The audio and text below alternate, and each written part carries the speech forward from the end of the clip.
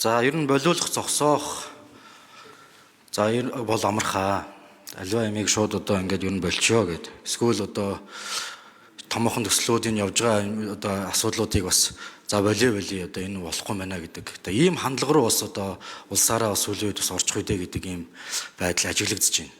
За төвжирлийг бууруулах төслүүдч төр, нийслэлийн томоохон төслүүдч төр, мега төслүүдч төр одоо ингээд ерөөсөө юм хий гэдэг нэгдлийн одоо ойлголтууд байгаад байдаг. Дандаа энэ улс төрийн тодорхой одоо асуудлаас болоод ингээд нүүр тулдаг нөхцөл байдлууд бол бий болж эхэлж байна. Энэ дээрээ бас гишүүд маань бас дор өрнөө бас дүгнэлт хийх нь зүг бахаа гэж бодож байна. Ер нь Монгол улс эдийн засгаа хөгжүүлэх юм уу гэм үү?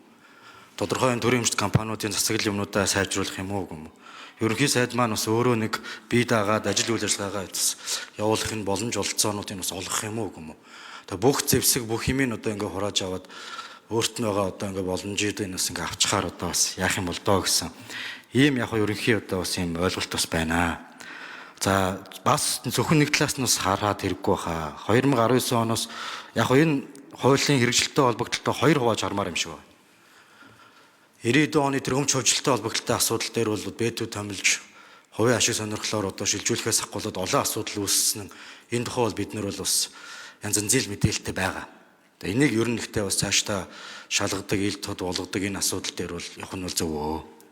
Тухайн үед бол бас илүү мэдээлэл доор байгаа байдал, давуу байдал бол олгосон зүйлүүд бол байгаа. Энийг бүгд мэдчихэж байгаа. 2019 оноос хойш энэ 9 газарт очисон энэ дээр маш нарийн дүгнэлт бас та хэд маань хийгээч. Ер нь энэ ковидын хүнд үе болон сүүлийн жилүүдийн эдийн засгийн тодорхой нөхцөлтүүд бас энэ одоо онцгой одоо юм арга хэмжээнүүд авснаас бас үүдэж эрг гарсан зүйлүүд бас байгаа. Та хэдийн энэ үзэл баримтлал дээр ч гэсэндээ бол бас ингээ орсон байна.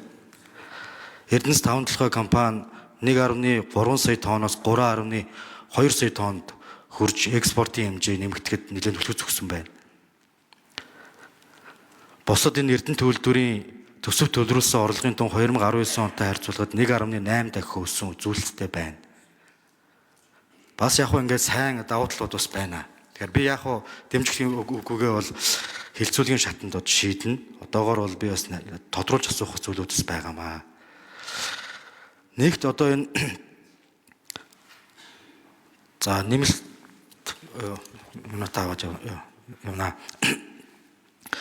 Нэгт одоо энэ ерөн төрийн өмчт компаниудын энэ бүтээмж сайжруулахтай холбогдлолтой ер нь одоо зөвхөн болиулахаас гадна өөр одоо ямар шийдлүүд байх вэ? Цаашдаа энэ хяналт тавих асуудлууд дээр бас бид нар ер нь ямар гарц гаргалгаа гаргах вэ гэдэг дээр бас бодож судалсан зүйлүүд бас байна уу? За саруул сайхны цэнгийн өшөө хууль санаач хариулъя. За тэгэхээр энэхүү хуулийн агуулгаар нь бид бүхэн хараад үзэх юм бол эдийн засгийн агуулгаар нэг талаас харж болж байгаа. Нөгөө талаас бол хувь хүний эрхэнд яаж энэ одоо хууль маань зөрчилдөөгөр одоо үйлчлээд Монгол улсын нийтлэг хэрэглэгдэж байгаа хууль тогтоомжуудаас одоо хэрэгжихгүйгээр зөвхөн бэтийн гаргасан шийдвэр нь өөрөө хүчин төгөлдөр юм а гэдэг энэ маш том ноцтой хуулийн зөрчил, үндсэн хуулийн зөрчил гарч ирчээд байгаа нь бид бүхний анхаарах ёстой нэг зүйл байгаад байгаа. Энтэй холбоотойгоор үндсэн хуулийн цэцдэр бол бас маргаанууд дэгдэж явсан. Тэрний нэг илрэл маань бол ер нь 1992 оны үндсэн хууль батлагдсны дараагаар ер нь Бинмав одоо бүгд найрамдах Монгол ард улсын үед ашиглаж исэн бүх хууль тогтоомжууд хүчингүй болоод үндсэн хуулийнхаа үзэл баримтлалд нийцсэн байдлаар энэ шинээр бид бүхэн маань хуулиудаа санаачлаад явсан. Энд үүсэж байгаа үндсэн том асуудал маань бол компани тухай хууль, хөтөлбөрийн тухай хууль өөрөө энэ бэтийн шийдвэрүүд дээр одоо жишээ нь хэрэгжихгүй явцсан байгаа. Явдал нь өөрөө цаашдаа маш том эрсдэл байх үе талгыг нээчээд байгаа. Бид бүхэн одоо бэтээр томилогдсон хэн байхаас үл шалтгаалаад дараагийн ээлжинд өнөөдөр тэр эрсдэл үүсээгүй ч гэсэн дараагийн ээлжин дээр ямар хүндрэлүүд гарч болох вэ гэдэг эрсдлээ хараад өнөөдөр үндсэн хуулийн эсрэг байгаа тэр зүйл дээрээ бол одоо засаад явах шаардлагатай гэж харж байгаа. Энэ хуулийг үндсэн хуулийнхаа дагуу болгож хүчин төгөлдөр бус байдал нь болгоод хүчингү болгоод эннийхэн дараачаас бид нэр төрийн өмчт компаниудын засаглалыг сайжруулах дээр ажиллах ёстой. Тэгэд энэ маань болохоор төрийн өмчийн бодлого зохицуулалтын газар буюу төр маань өөрөө хувьцаа эзэмшигчийн хуваар хяналтаа тавьж байгаа. Дээрээс нь тууцаа томилж байгаа. Тэгээд энэ тууц нь өөрөө гүйцэтгэх захирлаа томилох буюу энэ төрийн өмчт үйлдвэрийн газрууд дээр ажиллаж байгаа бүх одоо удирдлагыг томилж байгаа этгээд нь өөрөө төр байгаа. Тэр утгаараа төрд бол эрх мэдэл багтаагүй гэдэг агуулга үнчнээс харагддаг. Мөн адил одоо бэтэр томилогдсон хүмүүс маань ч гэсэн өмнө нь туузын гишүүн байжгаад тухайн газраа одоо бэтэр томилогдсон гих мэд жишээнүүд бол харагддаг. Ингээд ирэхээр манай төр маань өөрөө ямар нэгэн байдлаар засаглаж чадахгүй байгаад байна. Төрийн өмч компаниуд дээр үүсэн энэ их үр авлага гих мэд одоо асуудлуудаа зэгцэлж чадахгүй байна гэдэг нь бид нар ер нь энэ төрийн өмчт компаниудаа яаж цаашид удирдах юм бэ гэдгийн хамгийн том асуудал. Энэ үүнийг бас үүсгэж байгаа нэг том илэрлэл нь бол энэ бэт гэдэг давхар нэг тогтолцоо буюу давхар нэг үе таалгыг нээж өгчөөд байгаа. Энэ маань өөрөө хариуцлага хүлээх этгээд биш болоход явцдаг.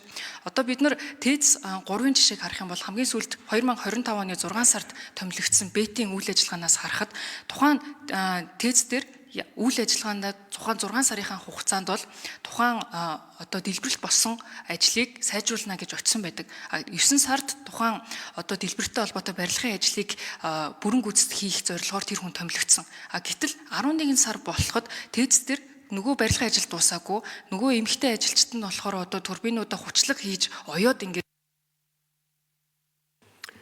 За тодруулъя. Гангал гişүн. Бэтийн үйл ажиллагаан дээр зөв дүгнэлт хийгээсэй гэж бас бодож байна. Яг одоо сайн болон сул талуудын бас ил гаргаад за шаардлагатай одоо хариу аргамж авах зүйлүүд дээр бас анхаарах нь зөвөө гэж бодож байна.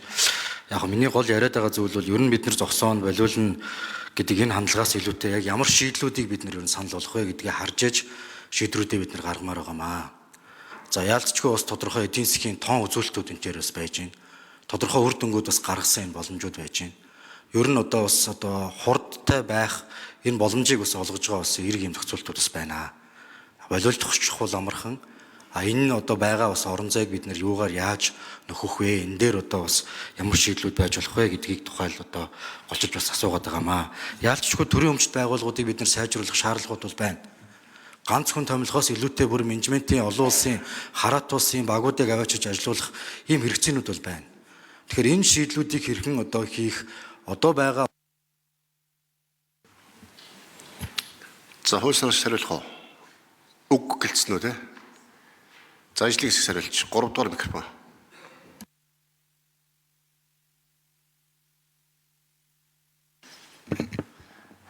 За сайн байцгаана уу? Төв засвар судалгааны байгууллагын судлаач Сундуй гишүүний асуултанд хариулъя. Энэ бүгд найрамдах Монгол Ард улсын засгийн газарт ирэх болох тухай хуулийг бүгд найрамдах Монгол Ард улсын үндсэн хуулийг дагаж мөрдөх журмын тухай хуулийн дээр 96 оноос өмнө одоо энэ үндсэн хуульд нийцэг хууль зүйл заалтуудыг одоо орчин үеийн хуулиараа зохицуулаарай гэдэг ийм зохицуулт байгаа юм билээ. Тэгэнгүүт энэ хуулийн үжил баримтлал үндсэн зүйл заалтууд нь онц байдлын хууль дээр орчихсон явж байгаа юм билээ. Тэгэхээр энэ хууль маань нөгөө хоосон зохицуултыг орон зай үлдэхгүй онц байдлын хуулиараа зохицуулагдаад явах боломжтой юм бэл. Мөн төрийн болон орон нутгийн өмчийн тухай хуулийн дээр мөн одоо төлөөлөгч томилж ажил үргийг сайжруулах тухай зохицуулт мөн байгаа юм билээ. За Од сүрэнгийн номын чимэг гişүү асуулт асууя. за